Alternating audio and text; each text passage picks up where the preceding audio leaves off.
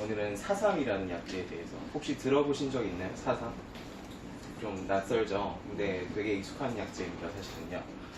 한약에는 오삼이라는 게 있어요. 삼이 좋은 건 다 아시죠? 이제 오삼 다섯 가지 삼이라는 뜻인데 오삼 말씀드리면 홍삼도 있는 거 아니에요? 라고 말씀을 하시는데 홍삼은 아니죠. 홍삼은 인삼의 한 종류고요. 인삼, 현삼, 고삼, 단삼, 사삼 이렇게 다섯 가지를 오삼이라고 부릅니다. 이 다섯 가지가 몸을 보충해주는 효과가 굉장히 뛰어나기 때문에 다섯 가지 좀 뛰어난 약재라고 이렇게 분류를 좀 먼저 해놨고요. 이 중에 이제 오늘은 사삼에 대해서 할 겁니다. 일단 사삼이 우리나라 말로는 잔대라고 불러요. 잔대 들어보신 적 있으세요? 들어보신 분들도 있고 뭐 그럴 텐데요. 이게 초롱꽃과예요. 초롱꽃과가 이런 식으로 꽃이 이렇게 아래쪽으로 이렇게 둥글게 피어나는 약간 종처럼 그렇게 피어나는 꽃이 이제 초롱꽃이라고 하는데 이렇게 보라색 이런 꽃이 달리고요. 약재로 쓸 때는 뿌리를 씁니다. 뿌리 이렇게 캐보면은 약간 뭐랄까 이렇게 좀 둥그스름하게 이렇게 길게 생겼는데 요거 이제 말려서 쓰면은 이제 사삼이라고 부르죠.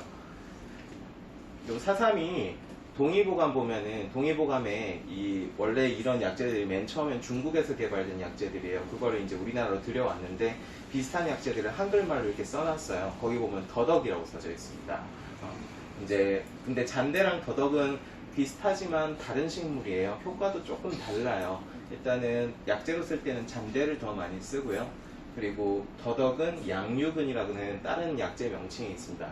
양유근이라고 불린 게 이 양자고 젖유자예요. 양의 젖이라는 뜻인데 뿌리를 이렇게 잘라보면 하얀색 액체 같은 게 흘러요. 그래서 양유근이라고 부르고요. 더덕은 우리 음식으로 많이 먹죠. 그리고 잔대는 음식으로 많이 먹진 않죠. 요거는 약재로 많이 쓰죠. 왜 이런 효과 차이가 생기냐면은 비슷한 것이라도 음식으로 쓰는 것들은 약성이 약한 애들이에요. 약성이 약하니까 우리가 식품을 섭취를 할 수가 있는 거예요.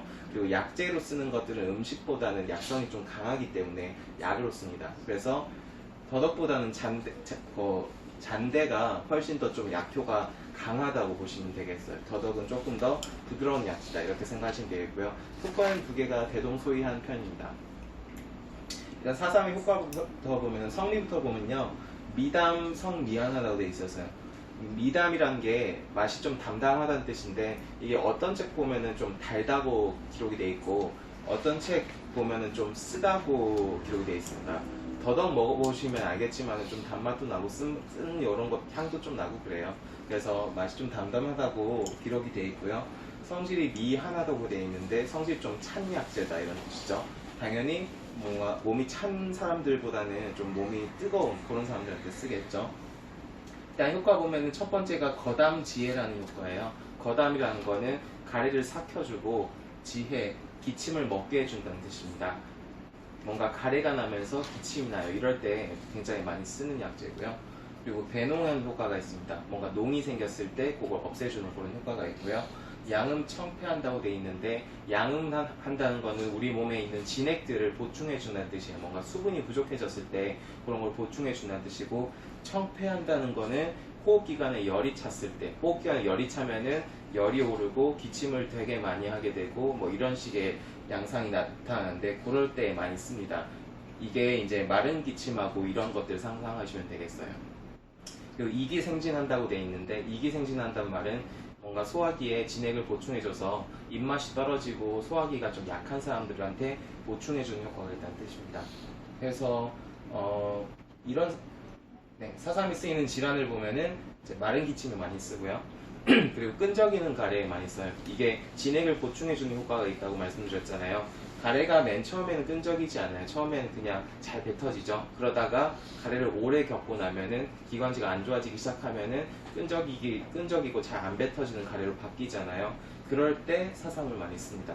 그리고 인후통이나 인후 건조감에 많이 쓰고요. 이 기관지가 좀 상하는 거죠. 그리고 허로로 인한 기침. 허로라는 거는 뭔가 큰 병을 겪고 나서 몸이 허해진 거.